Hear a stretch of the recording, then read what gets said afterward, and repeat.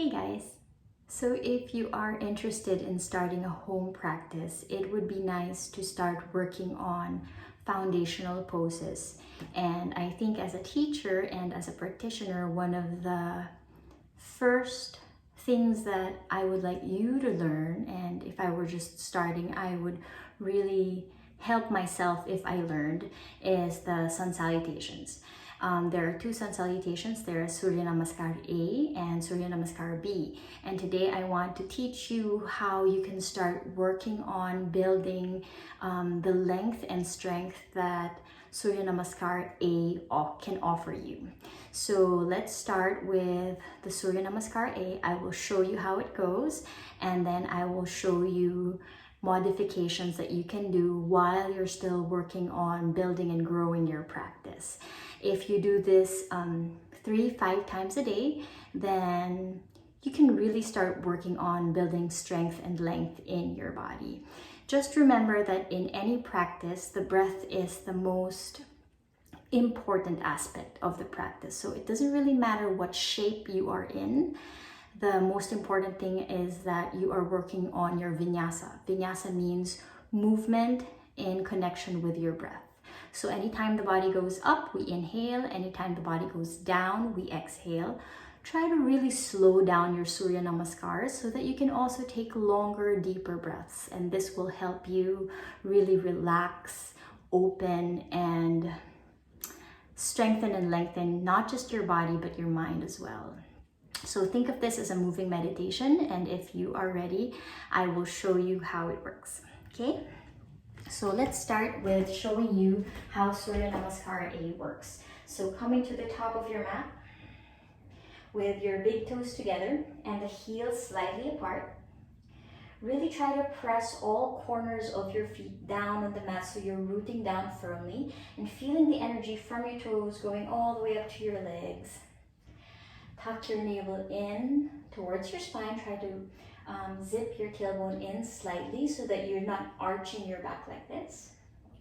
Pressing on the toes, relax the shoulders. Slight engagement in the belly. Try to stand tall with your chin parallel to the floor, the shoulders dropping down. Now, some people like to have their palms facing forward. And that's all right by me, but I think that it's just more natural and more relaxed to just have your hands dropping down to the side of your body. Breathe in deeply through your nose. And then on your next inhale, slowly sweep your arms forward, moving all the way up, bringing your palms together. And if you can gaze at your thumbs, gaze at your thumbs. And then exhale, fold forward, touch your mat, drop your head. Lift your chest halfway, inhale, reaching the crown of the head forward. And then exhale, step your feet all the way to the back, and then right away, soften your elbows close to your body. Slide your chest forward, untuck your toes, lift the chest up, bring the shoulders to the back. If you can gaze upwards,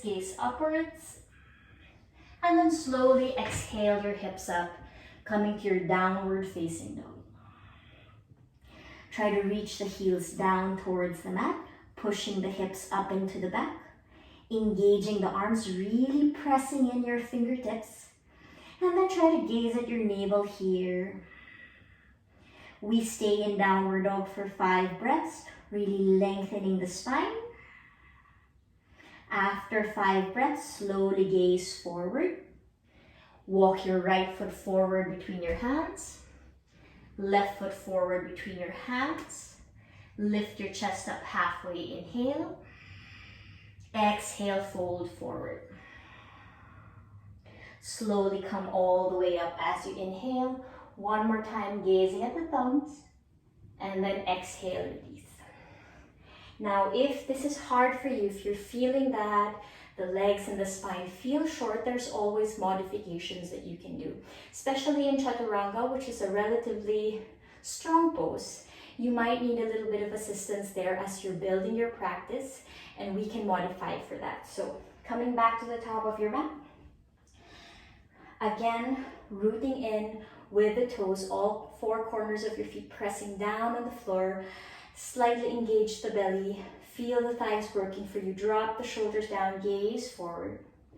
On your next inhale, slowly sweep your arms forward, coming all the way up. Now, if the shoulders feel tight and you can't bring the palms together, it's okay. Just have your arms parallel to each other. We inhale here. Exhale, soften your knees. Fold forward. You can have your fingertips on the floor alongside your toes. And then just drop the head here, straightening your legs just as much as you can, trying to keep the knees together. Lift your chest up halfway. Inhale, really lengthening the spine from here. And then exhale, plant your palms down. Same thing, step your right foot to the back, left leg to the back. Now we come to the tricky part, chaturanga.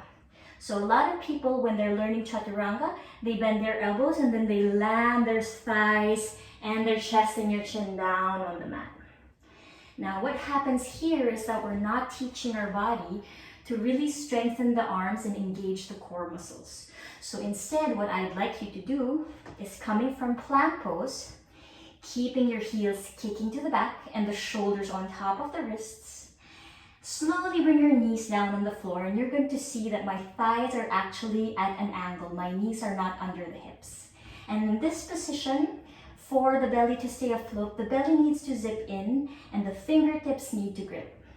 Now, keeping your gaze forward, slowly bend your elbows so that the upper arms slightly graze the side of your ribs. So from this position, keeping my toes tucked, gaze forward, inhaling here. And then you can slowly bend your elbows as close to your body as you can, coming halfway, bring the chin slightly forward. And this is a better practice because you're teaching your arms to strengthen and the belly to engage.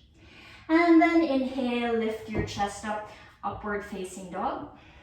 Now in upward facing dog, usually our thighs are off the mat. But if the body still feels very heavy here, you can always land your thighs down on the floor and then just keep pressing your belly and your chest forward and try to draw the shoulders to the back here so that you're opening the chest. When you're ready, slowly tuck your toes, push your hips all the way up and back, coming to your downward dog. Now in downward dog, usually what is a challenge here is to get the legs straight. Now in this position, what you really want is to lengthen, to feel a sensation of lengthening in your spine and in your legs. So just relax the head down. Keep pushing your hips up and to the back. And if your heels are afloat here, that's no problem. You're still lengthening here. Just keep pushing the hips to the back and actively try to root the heels down as close to the mat as you can, gripping from your toes. And then just staying here, really grounding from the thumb, index finger, and pinky finger, pushing the ground down, pushing the hips up, and then zipping the belly in. So even if your heels are not on the floor, as long as they're actively reaching down, you are already in the pose. You can soften your knees as much as you like here. Maybe push the hips up into the back some more, staying for 5 breaths. And then when you're ready, gaze forward. If you can't quite take a big step forward yet, that's fine. Slowly walk your feet forward to the top of your mat, really pressing all 4 corners of your feet down on the floor. You can soften your knees from here, fingertips alongside your toes, lift your chest, inhale. Exhale, fold forward. And then come all the way up on your next inhale, extend the arms up. And then release your hands. Let's do one full sequence of Surya Namaskar A in modification. Keeping the belly strong, remember to lengthen your breath. On your next inhale, slowly extend your arms all the way up. Exhale, soften your knees, fold forward, fingertips on the floor, drop your head. Lift your chest, inhale, trying to lengthen the spine. Exhale, plant your palms down, step your feet back, and then slowly land your knees down on the floor, bending your elbows to the back halfway, grazing the elbows against the ribs. Push your chest forward, land your thighs on the mat, pressing the chest forward, try to draw the shoulders to the back. Inhale here. And then exhale, tuck your toes. Push your hips towards your heels. Slowly lift your knees off the mat, coming to your downward facing dog. Whether the legs are straight or the heels are on the floor, keep pushing your hips to the back, really lengthening the spine, supporting yourself with the belly. After 5 breaths here, gaze forward. Walk or step slowly to the top of your mat until both feet are between your hands, big toes pointing forward. Soften the knees as much as you like here, fingertips on the floor, lift your chest, inhale. Exhale, fold forward. Pressing from the toes, slowly come all the way up, extending the arms here, inhale.